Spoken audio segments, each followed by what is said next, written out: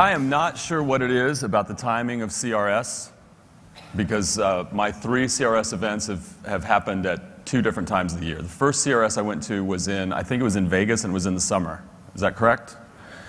And how many of you were at that one? Okay, so if you remember at that one, I'd just come off a 3-week vacation with my family at my farm in West Virginia. And all of the slides were photos that I took on my vacation, from West Virginia. Every analogy was tied to the photograph. But if you also remember, I was monitoring the Twitter stream the day before on my way and completely changed my presentation. The last CRS, I came off a week at a place called The Ranch in Malibu, where I hiked for a ridiculous number of hours per day, ate a ridiculous low number of calories, had no connectivity to the internet, which is my first love and passion amongst all things outside of my family, and it changed my perspective on life, and it impacted my presentation at CRS pretty dramatically. And this year, I'm just coming off a 21-day trip to Kenya with my 6 kids. It's had a profound impact on me. My wife's been going for the last 3.5 years. We don't just support this orphanage. She doesn't just raise money for the orphanage. The reason why this orphanage exists is a direct result of my wife and the volunteers who interceded in a situation that was ugly. And so our children have considered the 35 girls at St. Monica's Children's Home their Kenyan sisters for 4 years without ever having the opportunity to see them.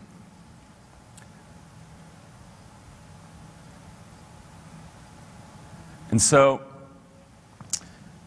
as I'm preparing for this presentation, I'm sitting in Kenya.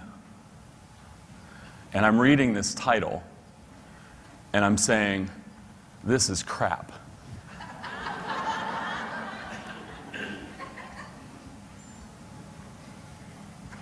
They make you choose your title and give your description like a decade in advance, right? You've got to give your title and give a little description. And I guess for speakers who speak on the same thing all the time, they've got these canned presentations that they give. That's easy. That's good. In fact, they can probably give you a tape of the last time they gave it, and it'll be pretty much the same. That's not me. It's not what I do. I don't make my living speaking. This is something I really do for fun. I tell people all the time, I'd speak for free. You pay me to leave my family. And so this title doesn't make sense for me. I mean, it makes sense. If you do own the conversation in your market, if you do own the conversation, you will own the market. That's a fact.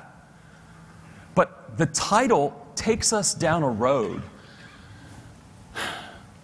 that puts us in a mindset that continues to perpetuate this notion that somehow I've constantly got to be in the mindset of what's in it for me. And it sounds good. I mean, it makes for a great title, and, it's easy to read, and it's short, it's tweetable. But it's not very powerful. And part of the reason is that conversation's not the goal.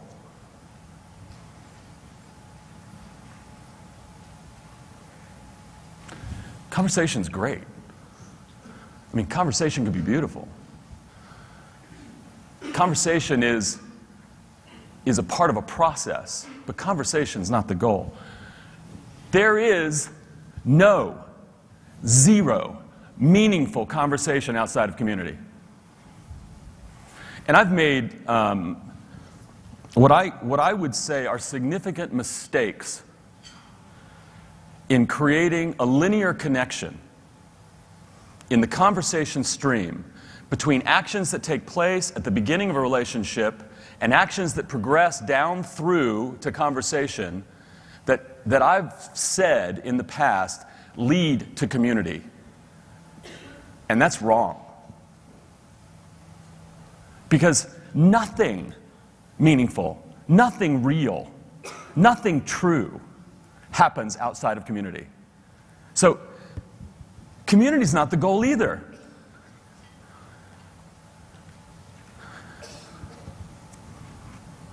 You've seen this before.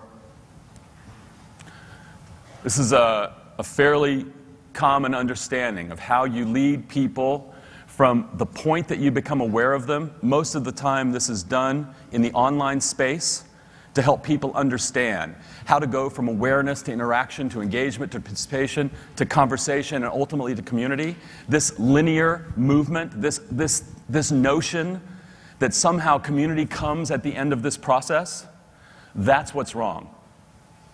And I've used this slide, I don't know, in every presentation I've given, whether it was a conversation about listening, whether it was a conversation about marketing funnels, a conversation about how to be actually effective in the online space. And it's nice, and it's pretty, it's just wrong. All of these things take place in the context of community. Community envelops it all. In fact, without it, none of it exists. So, community is not the goal. Deeply connecting with your community, that's the goal. Deeply connecting with the people you interface with on a daily basis, that's the goal. And so, we've got to word things correctly. If we're going to have an impact, if you're going to have an impact, if the rest of your time here at CRS today, as you sit and listen to other speakers, is to have an impact, then this has to connect with you. This statement has to connect with you. What are you doing? All these efforts that you go to reach out, to find business, how are you doing it? What's the context? I'll submit to you this. If you're not using the tools that you learn about here, if you're not using the strategies that you learn about here in a way that also allows you to deeply connect with your community, you may make money, but you will end up significantly unfulfilled in that process. And ultimately, it won't satisfy you. Now, I tend to get preachy. I do, and I apologize, but I believe some things are just true. Some things transcend basic business practices. Some things transcend making money. Some things transcend real estate. Some things transcend all of that and impact every aspect of our life. And this is one of those truths. So, for me, community is everything. I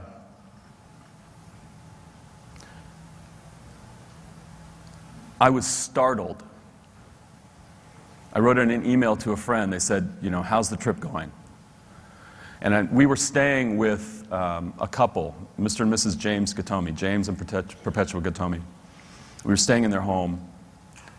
And every night, every single night, there were lengthy conversations. And it wasn't just because we were there. You know, Mr. Gatomi would come and he'd pull me out of the children's home and he'd take me with him in the afternoon to go out and run errands and do his business.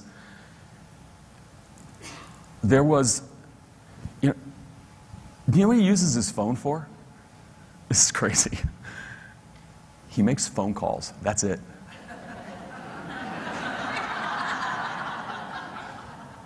I've never seen anything like it.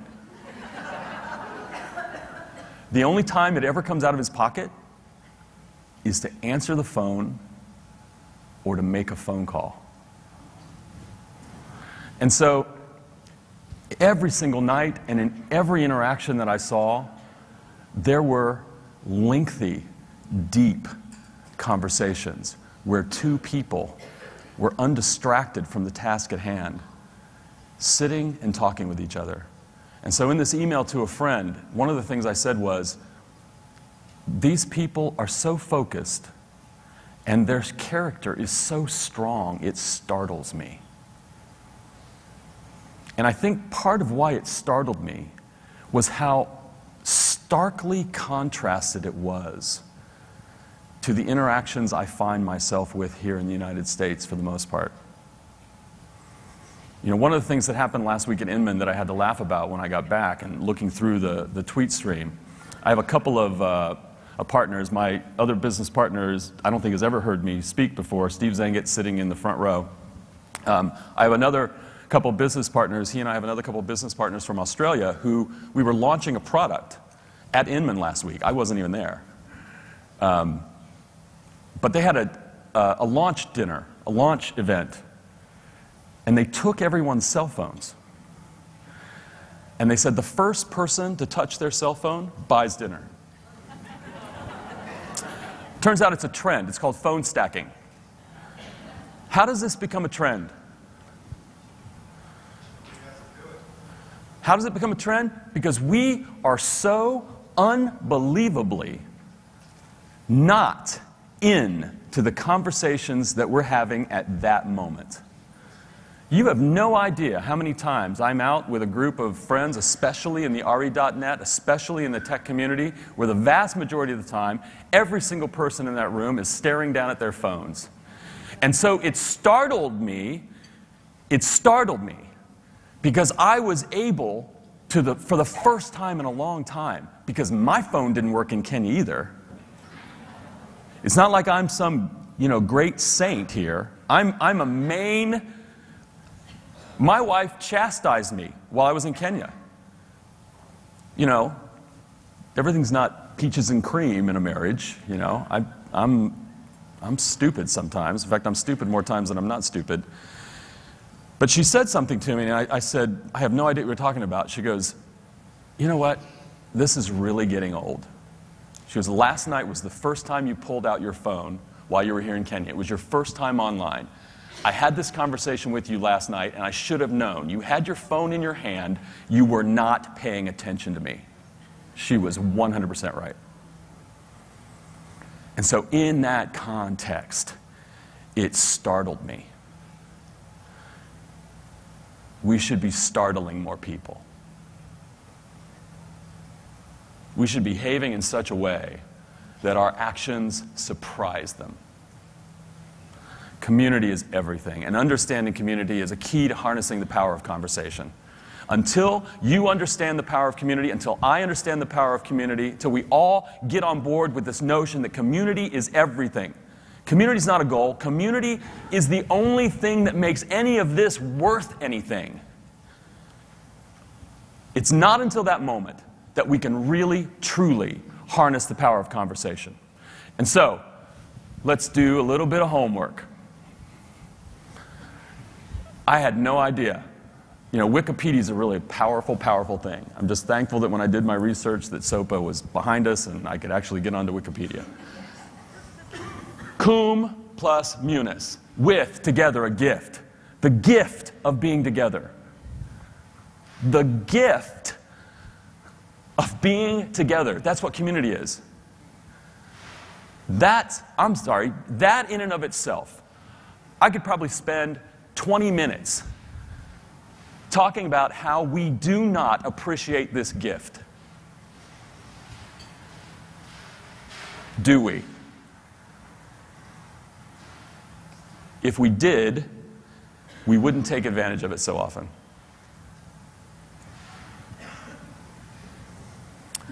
This was a book written in 1887. Gemeinschaft and Gesellschaft. Trust me, I don't speak German. I don't get it either. But it's community versus association. And here, it actually set off a revolution. Gesellschaft became the word for company. Because you'll get it in a second. Gemeinschaft, it's a tighter, there was two descriptions of community, two kinds of community. Gemeinschaft is a tighter, more cohesive social entity due to the presence of the unity of will. If you've heard me speak before, we talked about shared values. There's certain kinds of interactions that only take place in the presence of shared values. And in this kind of community, the unity of will that they're talking about, the unity of purpose, That's a result of shared values, shared vision, shared values. That's one type of community. This is the second, Gesellschaft, where individuals are motivated to take part in the group purely by self-interest.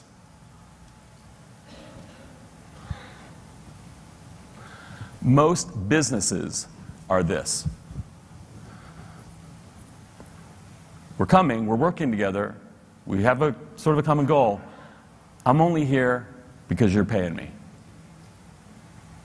You've not connected me to a higher purpose, you've not given me another reason to be here. I'm just here to make money. Now, this I see take place all the time. I see it take place here.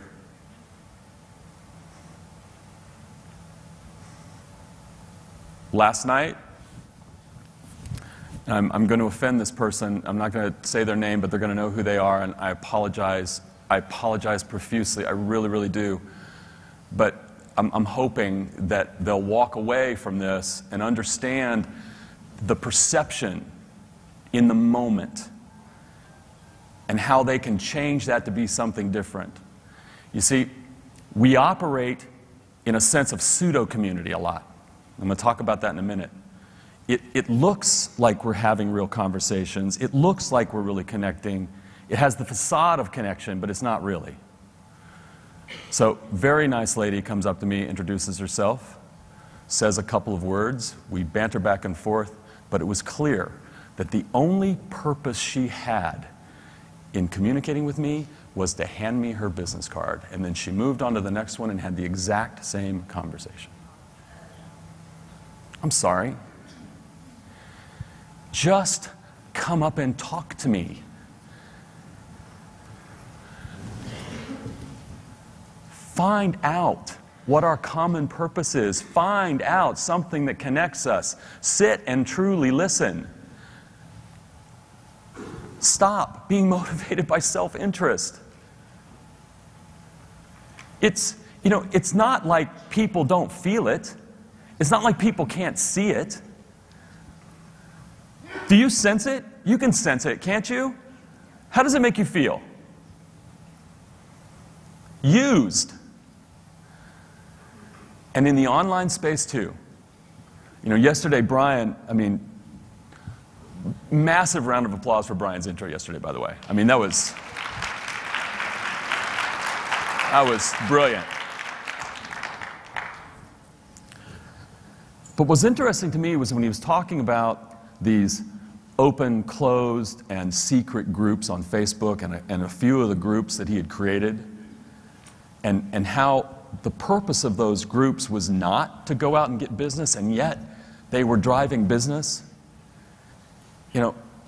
There is a power, and I don't know other way to describe it. There is a power that comes from focusing your intent on the right things. And you can't get it any other way. Because people can sense it, people can smell it. And the vast majority of the interactions that I see taking place on Facebook, on LinkedIn, on Twitter, oh my goodness, on Twitter. You can see it. It's pseudo-community. It's not real. People are simply trying to get you to do something for their self-interest. That is not the kind of community I'm talking about. That's not the kind of community that brings us power. So, the last 25 years, there's a book called Bowling Alone. There are more people bowling in the United States today than ever before, and fewer bowling leagues than ever before. Right? Now, the book, critics lambast the book because he draws, a causal relationship between what's happening online with video games and television, to the reason why community is breaking down. I don't think that has anything to do with it, and I agree with the critics. Because 50 years ago, the same causal relationship was made between radio and the decline of society. And before that, it was, believe it or not, writing was lambasted, when letters came about. I'm serious. You go back and look. Great book, The Information. When you read the history of information from the time language developed, Plato lambasted writing because he thought it would destroy the oral tradition of learning. So, these attempts to say that technology is the reason why community is failing, I think, are wrong. But he makes some really good points in the book. And he shows some statistics that we all should be concerned about. Attendance at club meetings over the last 25 years, down 58%. Family dinners, down 43%. Does that surprise you? No. Should it? It should shock us.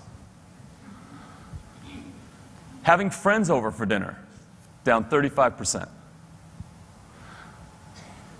We're losing our connection to community. You know, the perfect example of the best community, Gemeinschaft, the one where there's a sense of will, is family, kinship. That should be the perfect example of that. And yet, our families are breaking down as fast as bigger communities.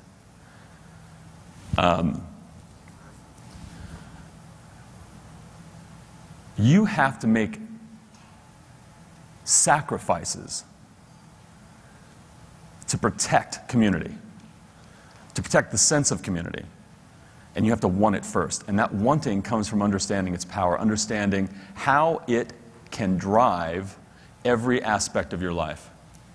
And so, we need less associations, less of that fake stuff, less of the what's in it for me mentality, and we need way, way, way more of how can we help each other? How can we help each other? So, how do we deeply connect with our community? How do you deeply connect with your community? I think there's 3 steps. 1, listen. We got to ask each other questions, right? We got to sit and talk to each other and really be connected. You know, it was funny. I saw John last night for the first time in a long time, right? And I'm standing there looking at you, and I'm thinking, holy crap, he's lost a lot of weight. He looks really, really good. Now, there's a couple of things I can do, right? In that moment, what can I do? Just go about. I mean, we'd had a nice conversation. It was pleasant, right? We connected. But you can't, you've got to go deeper. And it's as simple as, dude, did you lose weight? You know, how did you do it? What are you doing? You know, what was that about? It's just that simple act of recognizing and stopping for a minute and going one step further. Because listening is more than just about hearing. Listening is about finding the opportunity to ask questions and to delve deeper and to learn. And once you've listened, because the goal here in all of these communities is to find out as much as we can about someone so that we can get to know who they are and what they're about. And so you need to listen actively seek out knowledge, actively seek out information about the people in your community. And it happens often, most often, on a one-to-one basis. And I don't care whether that's online or offline. You know, I spend a lot of time talking about technology and internet, and our company is 100% firmly fixed in the technology space. I've said this before. I don't care who you are in this room. You want to have a conversation about technology, I'll knock heads with you all day long. And I think technology misses the point. And the reason why technology companies are missing the point is because they don't understand the connection that their software and the things that they build have to an impact on people and their relationships and how that software needs to be built in order to maximize those connections. And so all of these things, all of the stuff, Facebook, Twitter, LinkedIn, all of the social technologies, our mobile phones and the applications, when those things get in the way of our ability to make the connection with an individual on a one-on-one basis, those things take us further and further away from the actual goal. And when you're evaluating your technologies and when you're evaluating your strategies, you need to be evaluating them in this context. Does this help me build my community? Does it help me listen more? Does it help me get to know someone better? So you need to listen, and then you need to listen some more, because it ain't ever going to stop. And then you need to ask yourself the question, now that I've listened, now that I've found out what this person's about, now that I know who they are, how can I help them? Seek to serve, not to be served.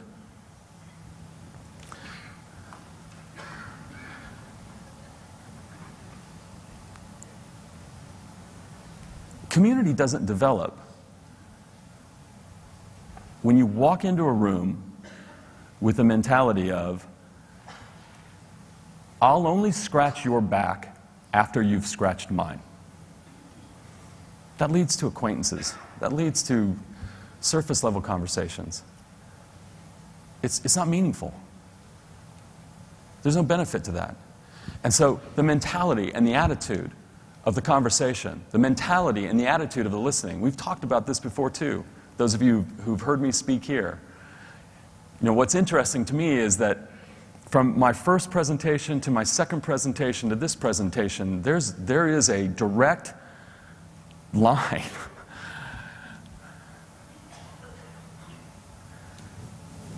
You're never, ever, ever, ever, ever, ever, ever, ever going to connect deeply with your community if you don't act out of abundance and not scarcity.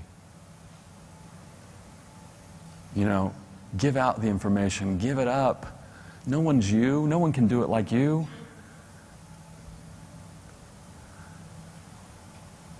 So what? You got a good idea? Great. Share it. Ideas aren't worth anything. Execution's everything. Share out of abundance, not scarcity. And then nurture it. If you know someone, truly know them, and you've helped them, you have the opportunity now to make a real decision. Can I work with this person or not? Can we do things together or not?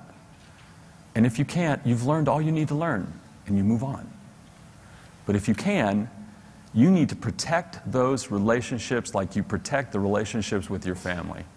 Those ones that we find, those meaningful ones, the ones that we're really truly connected to someone, where we know we can help each other, where it's real.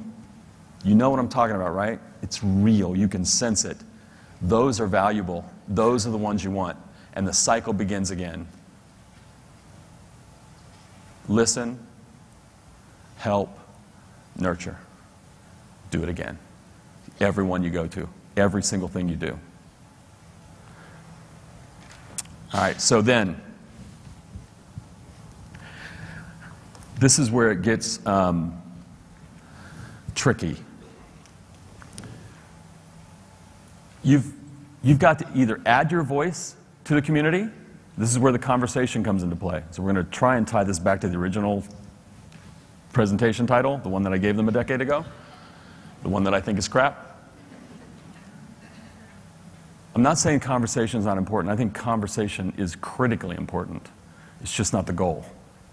So you need to add your voice to the community, or you need to give your community a voice. So Steve and I talked 2 years ago about the WordPress community. You know, a lot of the websites we build are on top of the WordPress content management. How many familiar with WordPress, what it is? Raise your hand. It's really not critical that you do understand what it is, but we identified our community as the WordPress community. Now, the WordPress community is not necessarily who our clients are, right? Some of them might be, but the WordPress community is way bigger than the population of our clients.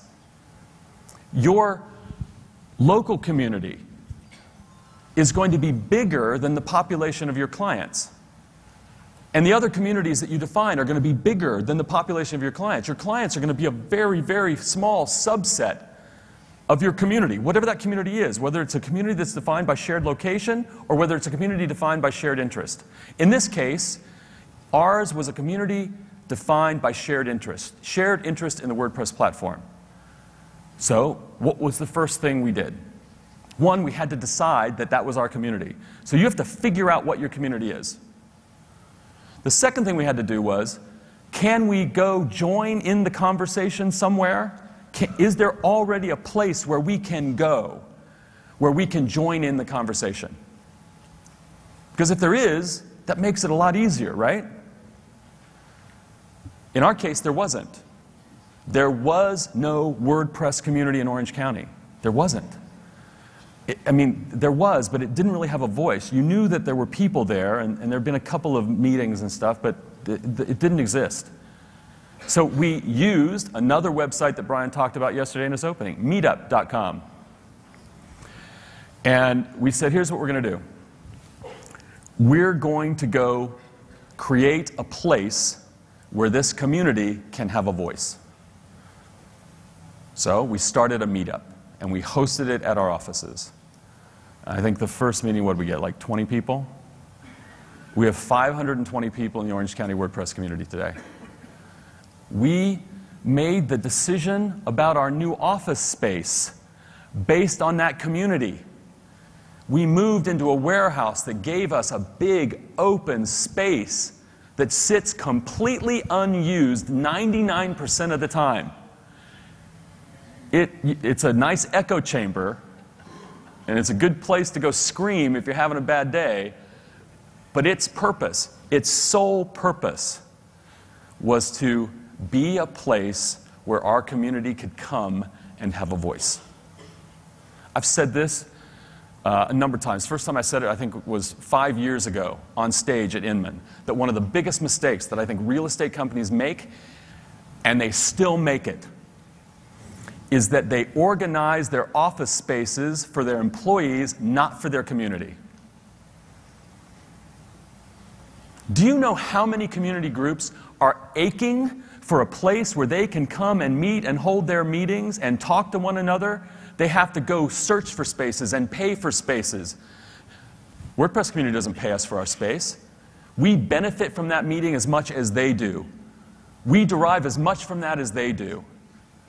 I challenge each and every one of you. This is a challenge because I think someone needs to step up and do it. The next time your office comes up for lease, rethink how you've organized your space. Find a different way of looking at it. Create a way for your community to come and gather and have conversations around topics of interest to them, and place yourself smack dab in the middle of it.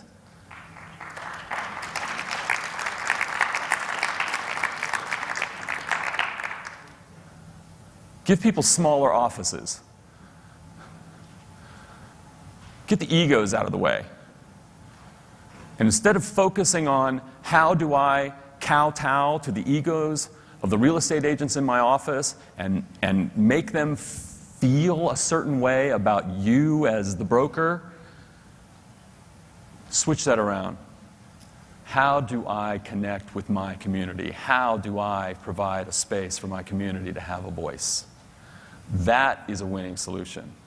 And so you either need to find a community or you need to create a way for that community to have a voice.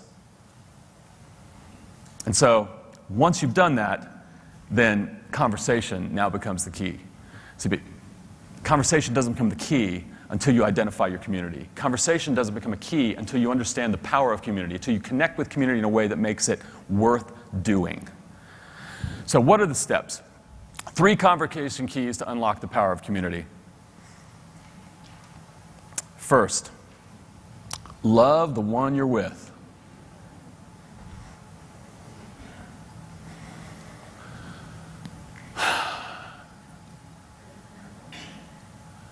I don't know how many times I've made this mistake in the last year, and this is even after last year, you know, giving some keys to how to make a difference even sitting at your dinner table. Yeah, I don't bring my phone to the dinner table. I haven't in a long, long time. You know, it's the one place where I've nailed this finally. When we're sitting having a family dinner, my phone is in my office. Okay? And that was a hard decision to make. But I found it distracting. I found it getting in the way of conversation at the dinner table. And yet, I still can't seem to turn it off in so many other situations where I should be turning it off. You know, why do I need to be constantly checking my phone if I'm in a meeting? Why do I need to be constantly checking my phone if I don't? I don't. I need to love the one I'm with. The greatest gift that you can give your community, and break community down to the smallest, because when you and I are sitting and having a one-on-one conversation, you and I are community at that moment. We are community. The greatest gift that I can give you is my undistracted attention. The most amazing thing that happened in Kenya was being able to sit back and watch my children finally play with these girls. I'm going to lose it, sorry. There is a purity in that just blows your mind. They don't care about anything else. They are so in that moment. They are so right there. You know, you watch them as they stare into each other's eyes. It is literally beautiful. And it makes you cringe because you know you're not that anymore. You know you've lost that. You know that some reason, somehow, you've lost the ability to make that kind of a connection with someone because you're so concerned with all of the other things. Checking in on Foursquare, making certain you've updated a status on Facebook, all of the things that distract us and get in the way of us doing the one thing that matters in that moment, and that's giving you the greatest gift I can give you. I'm with you right now. I'm paying attention to you right now. You're mine. I'm loving you. You're the one I'm with. All these other people that I got to make a connection with later, that meeting I've got, that phone call I've got to make, all of that stuff, that's crap. You're important. Nothing else is. How hard is that? It must be ridiculously hard because I can't do it most of the time. And neither can you. And we got to find a way to do that. You want to own the conversation? Give people your undistracted attention. I'm preaching to myself right now.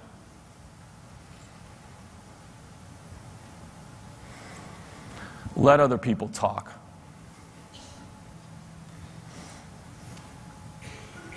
I'm actually pretty good at this one. See, you don't have to be the center of the conversation, own the conversation. This clicked with me a couple of years ago. I went to a real estate bar camp in Pasadena.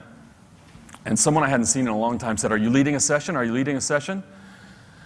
And I went, "No, I almost never lead a session at RE Bar Camp." She goes, "Why?" I go, "I don't know." And I thought about it for a second and said, "Yeah, I do know. I like leading from behind. I like leading from the crowd. I like listening to the conversation and finding a way to fit in. I like letting the person who's organizing that session take the role of leader. And I like asking questions. I like being in the back of the room. I like being the one that's listening and asking the question that makes everyone else go, that was interesting. Who is that guy? I know what my motivation is." So you don't have to own the conversation to own the conversation. You need to let other people talk. Find a way to do that. And you need to learn how to tell stories again.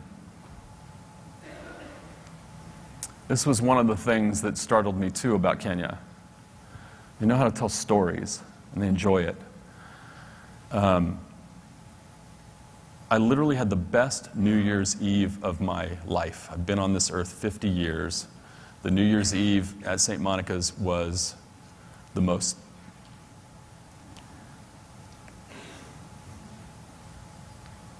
powerful thing I've ever been a part of. And we didn't do anything. We sat around in a circle and we told stories. Mrs. Gatomi led. You know, some of the stories were New Year's resolutions. Some of the stories were, what were you most thankful for this past year? And every single person stood up and told their story. 40-some people sitting around in a circle over and over again all night long. And we'd sing and we'd dance.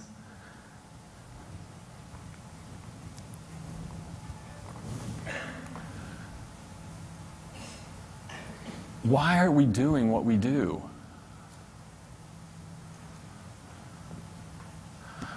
We got to give people a reason to listen to us. You know, I go onto some people's Twitter streams, and 70% of what they're doing is a check-in on Foursquare. How many of you know what Foursquare is? No, how many of you don't know what Foursquare is? You are so lucky. Foursquare is a way to let people know that you just showed up someplace.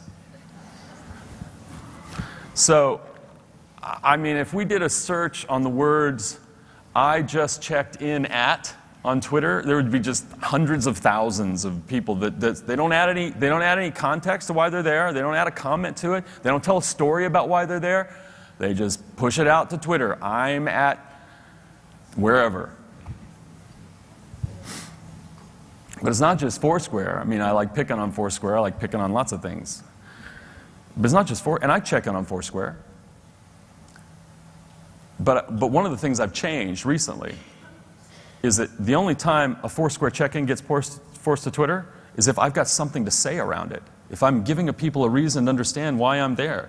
There needs to be a story behind it. Otherwise, I'm just contributing to the noise. If I don't know how to tell a story, if I don't know why I'm doing it, why should I do it? Why am I doing it?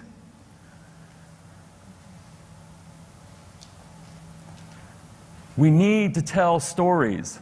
The things we're doing have to contribute to that story. Otherwise, what value do they have?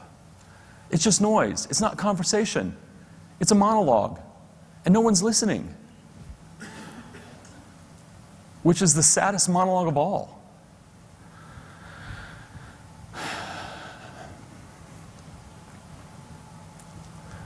And there's one more thing. Channeling Steve Jobs right now, Ira. Thought you'd appreciate this one.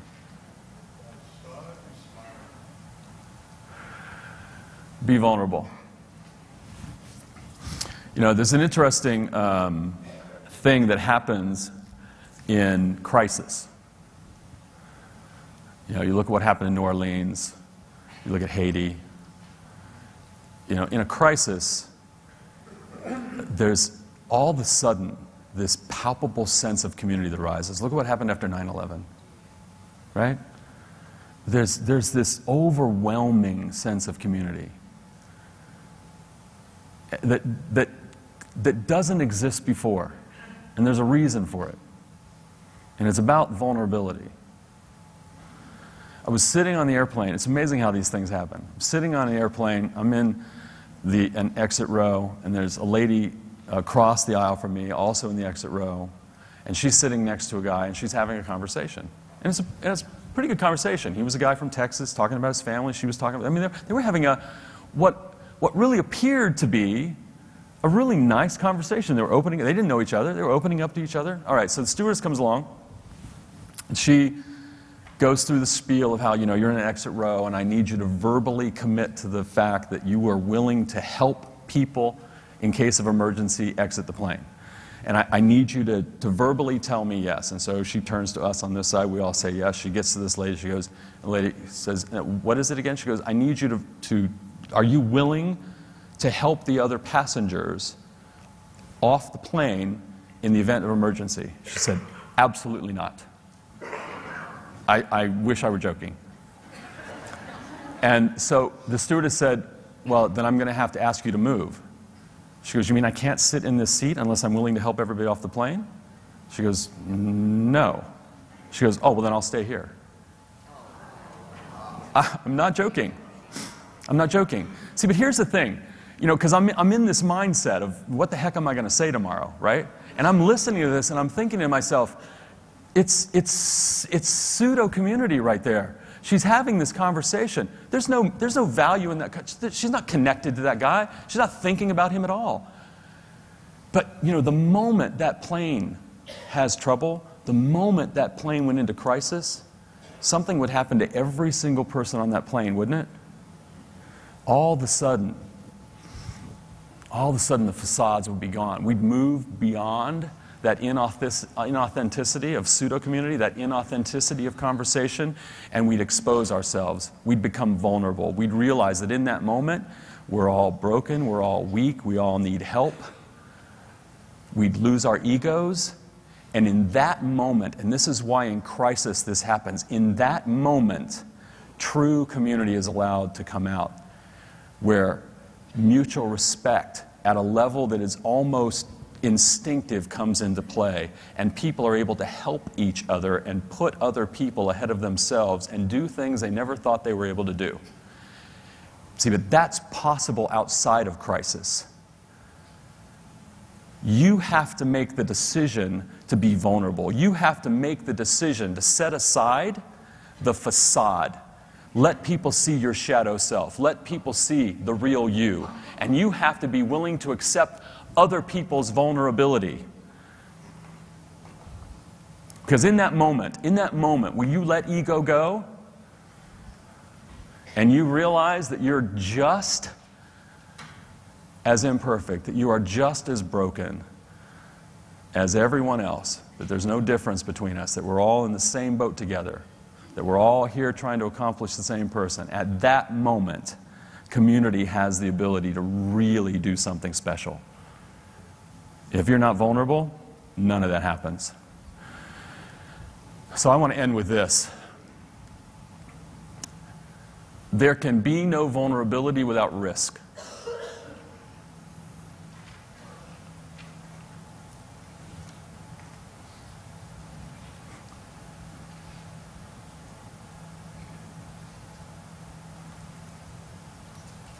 It literally broke my heart watching my children leave. And there is no community without vulnerability. There's none. And there's going to be no peace and no life without community. Conversation, yeah, that's great. Own it, you'll own the market. That's a fact. Go do your own research on that. But all of it's for nothing without community. I'd like us to leave this space with a renewed focus on community. I'd like every single one in this room. CRS is a special group of people. Brian said it for me. I come back here, and I've said it to him privately many times. This is a special group of people. I like being here. You guys are different. You can prove that you're different in many, many, many ways. And one of those ways is to find a way to renew your commitment to community in a way that makes you more powerful than you've ever been before. By losing the facade, getting rid of it, not allowing yourself to be distracted by the crap, making certain that you let other people speak and hear, and truly connecting with people. That will be transformational.